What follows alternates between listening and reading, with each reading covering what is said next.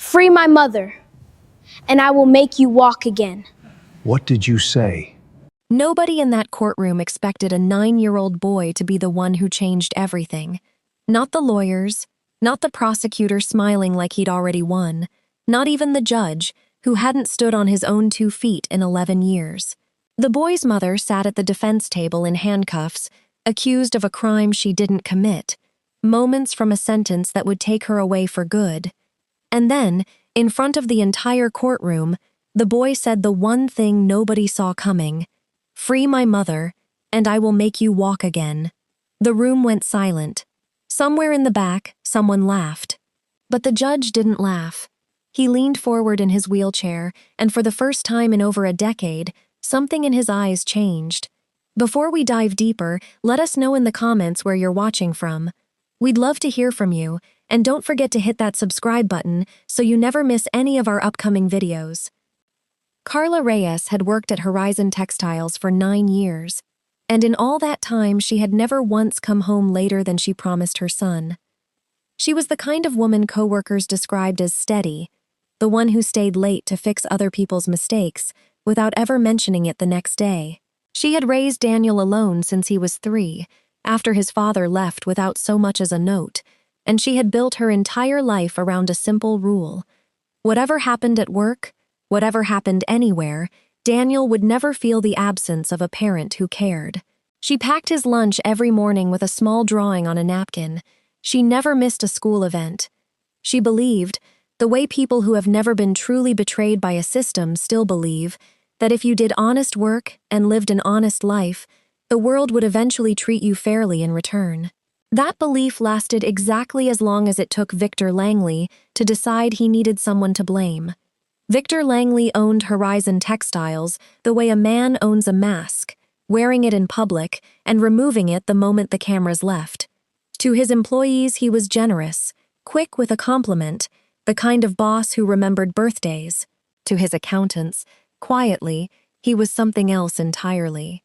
For 3 years, he had been running money through the company's books that had no business being there, dressing up personal transfers as vendor payments, using shell suppliers that existed only on paper. It was Carla, meticulous as always, who noticed the discrepancy first. She found it not because she was looking for it, but because a supplier invoice didn't match a delivery record, and she was the kind of person who could not let a number sit wrong on a page.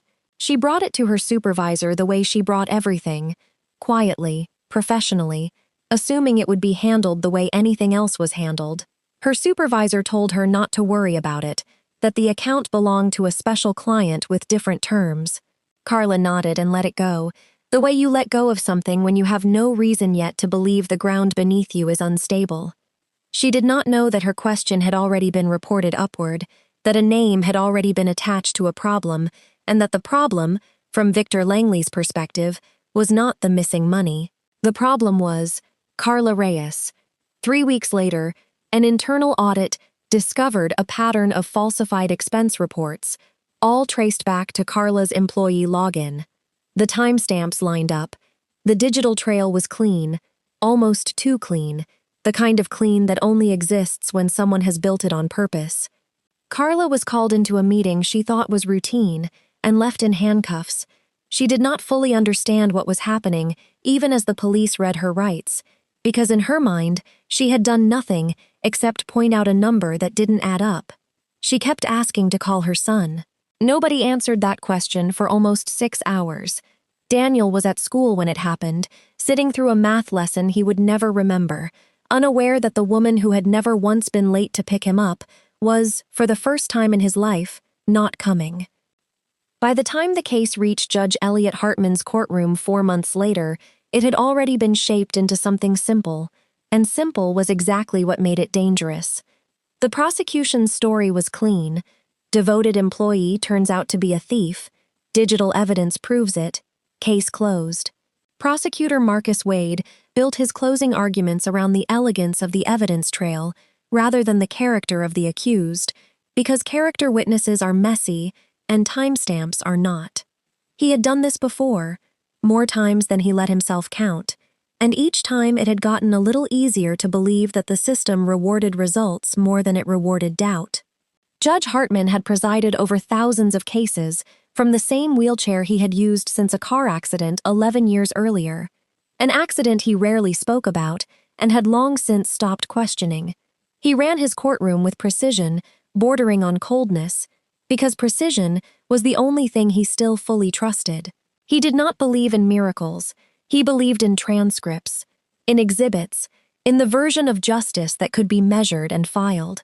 It was this version of justice that had, quietly and without his notice, hardened into something closer to indifference.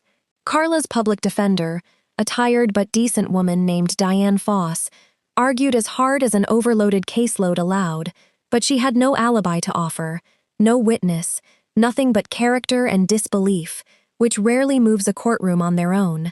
The trial reached its final morning, with the outcome already understood by everyone in the room except the one person who refused to accept it. Daniel had been sitting in the gallery every day, too young by most standards to be there, too determined to be kept away.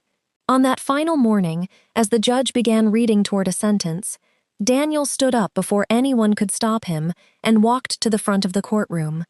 The bailiff moved to intercept him, but something in the boy's face made even the bailiff hesitate. Daniel looked directly at Judge Hartman, at the wheelchair, at the man everyone in town knew had not walked in over a decade, and said the words that would end up on every local news broadcast by nightfall. "Free my mother, and I will make you walk again." The prosecutor laughed, the kind of laugh meant to remind everyone in the room what an absurd interruption this was. Someone in the gallery laughed too. Carla, mortified and terrified for her son in equal measure, begged him to sit down, to stop exposing himself to ridicule for her sake. But Daniel did not sit down. He said it again, louder, steadier, and something about the second time landed differently than the first. Judge Hartman, who had not felt surprised by anything in a courtroom in years, found himself leaning forward in his chair instead of ordering the boy removed. He gave the boy 2 minutes before security would step in, expecting nothing more than a child's desperate performance. What he did not expect was for Daniel to say something that reframed the entire case, that his mother could not have been falsifying reports on the night in question because she had been at Grace Bellamy's house, helping her co-worker's daughter who had fallen seriously ill, and there were witnesses who could prove it. It was not admissible testimony, it was not even close to proper procedure, but it was the first thread pulled on a story that had been sewn shut a little too neatly, and Judge Hartman, almost against his own instinct, ordered a recess to have it checked. The recess Judge Hartman ordered was meant to last an hour. It stretched into the entire afternoon, because what his clerk found when she pulled the hospital and household records was not a minor inconsistency, but a hole the size of the entire prosecution's timeline. Grace Bellamy's daughter had in fact been treated for a severe asthma attack on the exact night the falsified reports were allegedly filed under Carla's login, and 3 separate records, a pharmacy pickup, a neighbor's doorbell camera, and a call log from Grace's own phone, placed Carla at that house for nearly 6 hours. It was not proof of innocence on its own, but it was proof that someone had been using Carla's credentials while Carla herself was miles away, unable to have typed a single keystroke into the system that convicted her. Prosecutor Wade felt the ground shift under him before he understood why. He had built his case on the assumption that no one would look past the login trail, because logins were supposed to be unimpeachable, the kind of evidence nobody questioned. When Judge Hartman asked him directly whether his office had verified Carla's physical whereabouts that night, Wade answered the way people answer when they are choosing their words more than their honesty, saying that physical presence was not required to execute a digital transaction. It was technically true. It was also, Judge Hartman realized as he watched Wade avoid his eyes, the sound of a man protecting something other than the truth. Diane Foss, sensing the shift for the first time in months, pressed the advantage with a question that reframed the entire case in a single sentence. If Carla was not at her desk that night, who was sitting at her workstation, using her computer, under her name? It was a question the prosecution had never been asked to answer, because until that afternoon, no one had needed an answer. The court's own security logs, when finally pulled, showed a badge swipe into the building at 11:47 p.m. under Carla's employee number. At the exact hour, 6 separate witnesses could place her 30 minutes away at Grace Bellamy's kitchen table. Judge Hartman called for a full evidentiary reopening, a decision that drew immediate and visible anger from the small cluster of Horizon Textiles executives seated in the back of the gallery, among them Victor Langley himself, who had come, he told reporters afterward, simply to see justice served. He did not smile when the recess was announced. He did not need to. Everyone who worked closely with him understood that Victor Langley's stillness was worth more attention than most men's anger, and in the back row of that courtroom, his stillness had never been more complete. Daniel was moved to a side room and given water, the bailiff's small kindness, the first gentleness any one official had shown Carla's family in 4 months.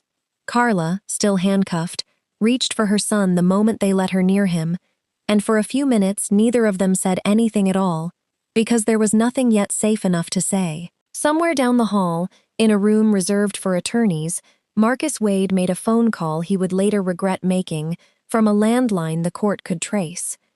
The subpoena for Horizon Textiles' internal server logs arrived the next morning, faster than Victor Langley expected and faster than his people were prepared for. Court investigator Paul Reyna, a quiet man who had spent 11 years learning exactly how corporate fraud liked to hide itself, found what he was looking for within hours.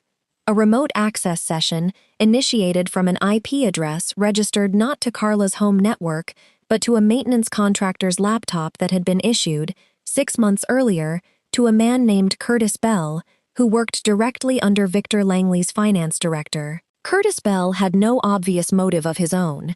He was, Reyna suspected almost immediately, a tool rather than an architect, someone paid or pressured into using stolen credentials on behalf of someone with far more to protect.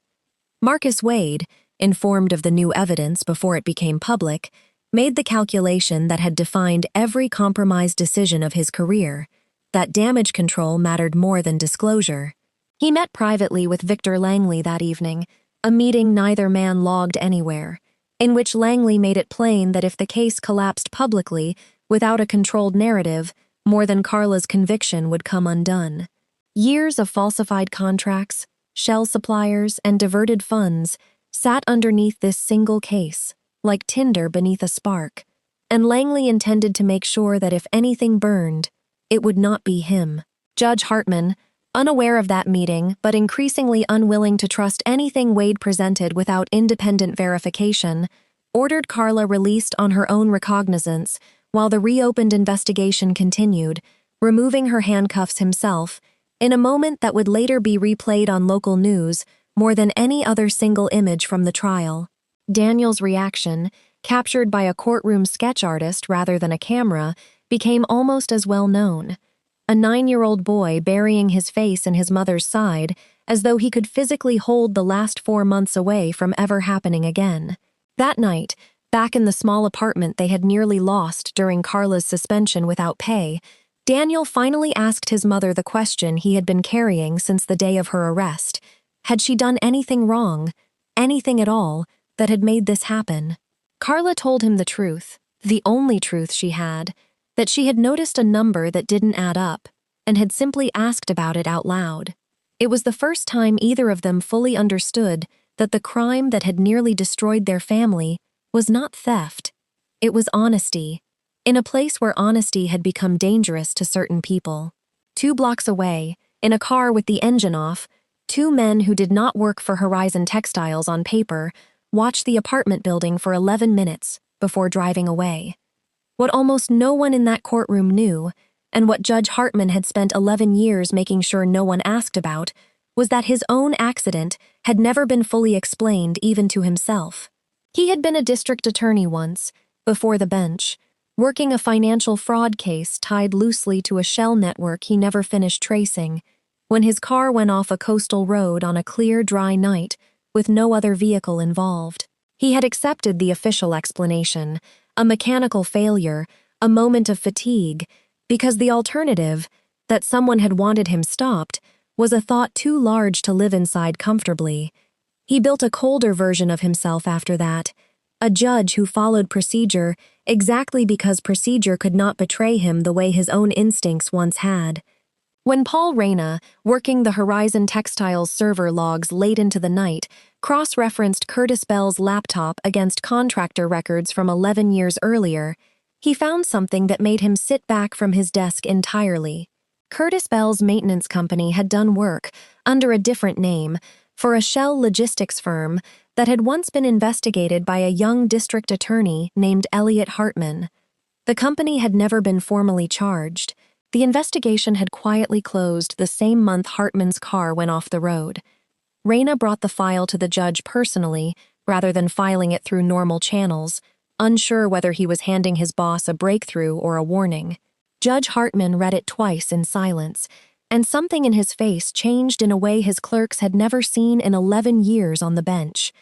He did not react with anger. He reacted with the particular stillness of a man realizing that a debt he had assumed was permanently unpaid might, after all this time, still be owed. He thought of Daniel, of the boy's absurd promise made in front of a laughing courtroom, and found himself returning to it not as a child's desperate performance, but as something closer to an accusation aimed at the exact thing Hartman had spent a decade avoiding. The question of what justice cost him personally, and whether he had ever been willing to pay it. That night, for the first time since the accident, he asked his physical therapist a question he had never asked before, not what was possible, but what he would need to do to find out. Victor Langley did not panic, because men like Langley rarely allow themselves the visible symptoms of panic, but he did adjust his plans with the speed of a man who understood exactly how much exposure he was carrying. He met with Councilman Peter Doss, whose campaigns Langley had quietly funded for 6 years, through donations laundered as consulting fees, and with Police Chief Raymond Kessler, whose department had closed no fewer than 14 investigations touching Horizon Textiles over the past decade. The three men agreed, without ever stating it as plainly as this, that Marcus Wade would become the story's ending. A single compromised prosecutor, acting alone out of ambition, was a narrative the public could accept and move past. A network reaching into the council chamber and the police department was not.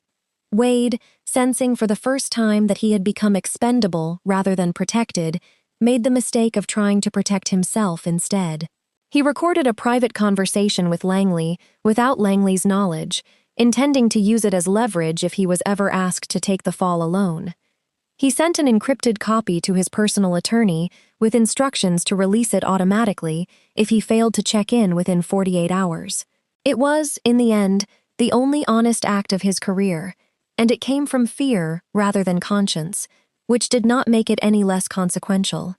2 nights later, Nurse Grace Bellamy, the alibi witness whose household records had cracked the case open, woke to the sound of someone attempting to force her back door.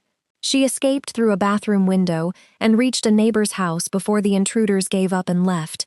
And by morning, Judge Hartman had ordered protective details assigned to Bellamy, to Carla and Daniel, and, after some hesitation, to himself. He understood now that the file Reyna had shown him was not a historical curiosity. It was a live wire, and Daniel's family had, without meaning to, grabbed hold of the same current that had put Hartman in his wheelchair 11 years earlier. Carla, watching an unmarked car park outside her building each night for her own protection, told Daniel the truth plainly rather than softening it, because she had learned by then that her son handled truth better than most adults. She told him that some very powerful people did not want the real story to come out, and that the coming days would require more courage from both of them than anything they had already survived.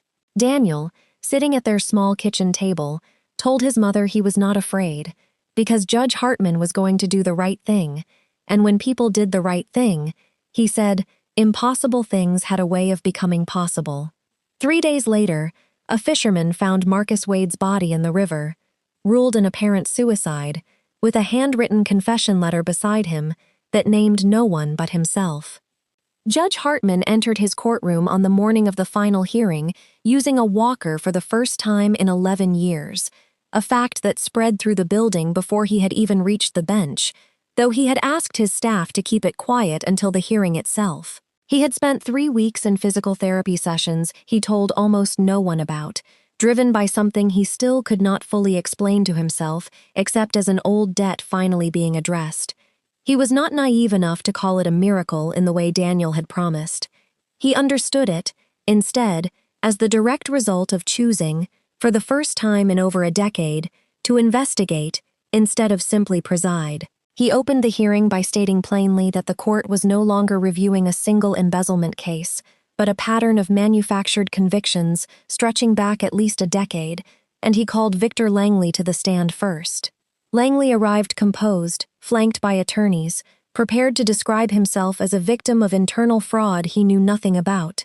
Judge Hartman, working now from Raina's full file rather than Wade's curated one, walked him through the shell suppliers, the maintenance contractor's stolen credentials, and the encrypted recording Wade's attorney had released exactly as instructed 48 hours after Wade's death. Councilman Doss was called next, forced to explain years of campaign donations traced to shell consulting firms with no employees and no offices, all linked back to Horizon Textiles through a paper trail Raina had spent 3 sleepless nights assembling. Chief Kessler followed, confronted with a list of 14 closed investigations that shared the same signature. A competent employee asked an inconvenient question, and within weeks became the accused instead of the whistleblower. Teresa Alvarez, a former Horizon accountant who had spent 2 years in prison on fabricated charges after questioning a discrepancy of her own, testified through tears about losing her marriage, her home, and 4 years of her daughter's childhood to a system that had chosen convenience over truth.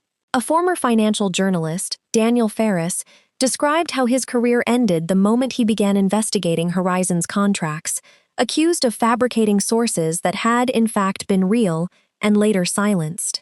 Each testimony added a name to a pattern the courtroom could no longer dismiss as coincidence, and Langley's composed expression began, for the first time, to show the effort it was taking to maintain.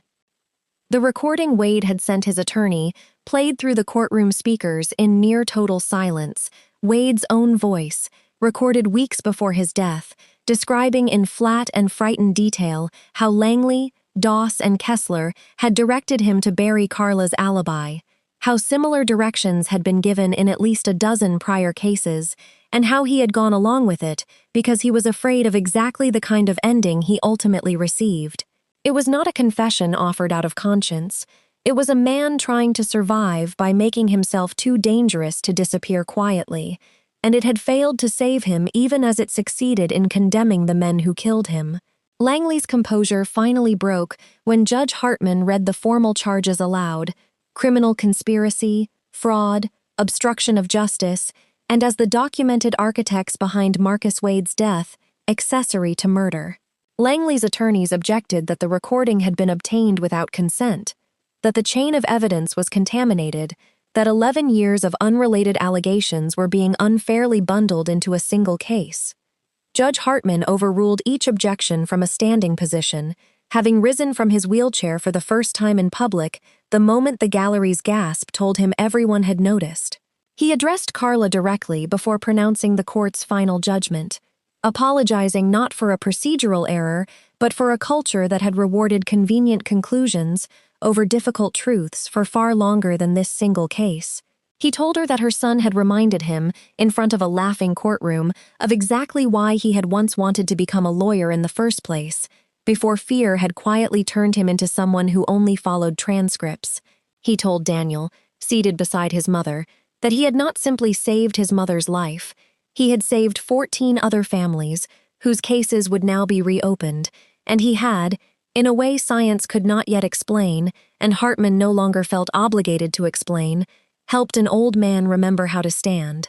Langley, Doss, and Kessler were remanded into custody that afternoon, the first arrests in what would become, over the following year, one of the largest municipal corruption prosecutions the state had ever pursued. Curtis Bell, offered immunity in exchange for full cooperation, provided the final pieces investigators needed to trace nearly a decade of falsified convictions back to their source. 6 months later, in a courtroom filled for a very different reason, Judge Hartman stood without a walker for the first time, his recovery slower and more ordinary than any miracle story might suggest, built on months of physical therapy he no longer hid from anyone. He presented Daniel Reyes with the Medal of Civic Merit, the highest honor the court could offer a private citizen, for what the citation carefully described as extraordinary courage in the pursuit of truth. Daniel, older by half a year and visibly less afraid of courtrooms than he had once been, told the gathered reporters simply that he had wanted his mother back, and that good things tended to happen when people chose to do what was right, even when it was hard, even when everyone around them was laughing. Carla Reyes returned to work, not at Horizon Textiles, which had been placed under court-appointed oversight, but at a smaller company that had reached out specifically because of her reputation for honesty under pressure. Teresa Alvarez, Daniel Ferris, and 11 other wrongfully convicted men and women had their records formally cleared over the following year, each case a small, overdue correction to a system that had allowed convenience to masquerade as justice for far too long. The story of the boy who promised to make a judge walk again spread well beyond the courthouse, not because it was a miracle, but because it was a reminder people badly needed, that the truth, however long it is buried, tends to find its way back to the surface, and that the people with the least power in a room are sometimes the only ones brave enough to say what everyone else has been too afraid to. Judge Hartman, in his final public remarks on the case, said it more simply than anyone else had managed. Justice, he said, was never just about following the rules correctly. It was about having the courage to keep asking questions even when the answers were dangerous, and sometimes that courage came from the smallest person in the room.